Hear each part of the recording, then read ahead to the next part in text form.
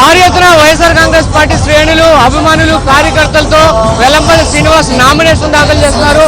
దారి పొడిన వెల్లంపల్లికి భారీ ఎత్తున ప్రజానీకం స్వాగతం పలికి వెల్లంపల్లి నామినేషన్ పంపుతున్నారు. వెల్లంపల్లి మనతో ఉన్నారు. సార్, ఈ స్థాయిలో రెస్పాన్స్ భారీ ఎత్తున అన్ని రోడ్లు ఎక్కించిపోయి మీ నియోజకవర్గం మొత్తం ఎలా ఉంది నామినేషన్? ఇదంతా కూడా జగనన్న ఆశీస్సులు, జగనన్న మీద ప్రజలకున్న అభిమానం. ఈరోజు నామినేషన్ అని చెప్పిన వెంటనే విజయవాడ సెంట్రల్ నియోజకవర్గంతో కూడా జన సముద్రంలాగా ఈరోజు ఈ యొక్క నామినేషన్ జరగడం చాలా సంతోషంగా ఉంది. చాలామంది ఇది నామినేషన్ కాదు విజయోత్సవ ర్యాలీ అని చెప్తున్నారు. చాలా ఆనందంగా ఉంది.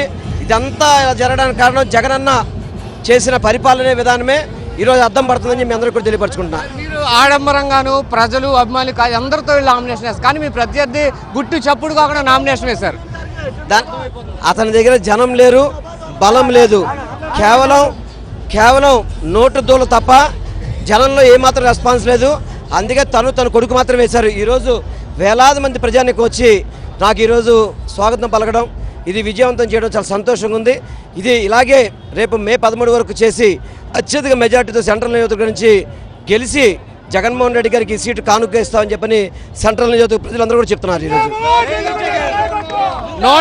175 నియోజకవర్గాల అభ్యర్థులందరూ కూడా సాధారణ పరిస్థితులు వెళ్తుంటే మీరు ఒక గాయపడిన కన్నుతోటి, ఒక బాధతప్త హృదయంతో మీ అభిమానులు మీరు అందరూ కూడా కలిసి వెళ్తున్నారు. ఇలాంటి దుశ్చర్య ఏమనిపిస్తుంది? ఇలాంటి పరిస్థితి వస్తుంది అనుకున్నారు? ఇప్పుడు జగన్మోహన్ రెడ్డి గారిది చక్కటి మేమంతా సిద్ధయాత్ర లక్షల మందితో విజయవాడ నగరంలో ఆయన స్వాగతం పలికారు.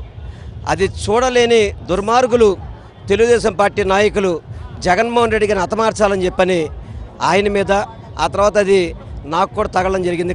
కన్నుకు దెబ్బ తగిలింది. చాలా ఇబ్బందికరంగా ఉంది వాస్తవంగా అయితే కనుక. కానీ ఎన్నికలు కాబట్టి జగన్మోహన్ రెడ్డి గారు ఏదైతే నిబద్ధతతో ముందుకెళ్తున్నారో అదేవిధంగా ముందుకెళ్తున్నాం. దేవుడు ఆశీస్సులతో, ప్రజల దీవెనతో ఎంతమంది కుట్రలు పనినా, ఎంతమంది హత్యా రాజకీయాలు చేసినా కూడా జగన్మోహన్ రెడ్డి గారికి అమ్మవారి ఆశీస్సులు ఉన్నాయి.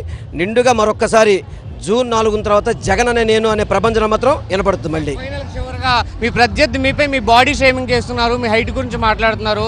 దాడి చేసిన తర్వాత సానుభూతి తెలపకపోగా మళ్ళీ ఈ తరహా విమర్శలు ఏమనిపిస్తుంది? నేను ఒకటి చెప్తున్నా సార్, అతను ఒక తాగుబోతు.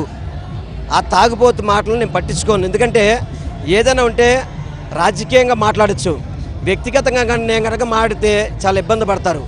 అతను ఒక తాగుబోతు. ఆ తాగుబోతు మాటలు ఎవరు కూడా ఈ నియోజకవర్గం పట్టించుకోరు. అతను ఓడించడానికి సెంట్రల్ ప్రజలు సిద్ధంగా ఉన్నారు. ఇది వెల్లంపల్లి చెప్తున్నారు. దాడి తర్వాత తనకు మరింత ప్రజాదరణ పెరిగింది. రాష్ట్ర ముఖ్యమంత్రిని హతమార్చేందుకు జరిగినటువంటి కుట్రలో భాగంగా తనకు కూడా గాయమైంది. అయినప్పటికీ కూడా సెంట్రల్ నియోజకవర్గ ప్రజలందరూ కూడా ఈ నామినేషన్ కార్యక్రమాన్ని విజయోత్సవ ర్యాలీలా నిర్వహిస్తున్నారు. బోండామా చేసేటువంటి వ్యక్తిగత విమర్శలు నేను పట్టించుకోను, ఖచ్చితంగా సెంట్రల్ నియోజకవర్గంలో వైఎస్ఆర్ కాంగ్రెస్ పార్టీ జెండా ఎగరవేస్తానని కూడా వెల్లంపల్లి చెప్తున్నారు. వీడియో సంతోష్ తోమర్, సాక్షి టీవీ, విజయవాడ.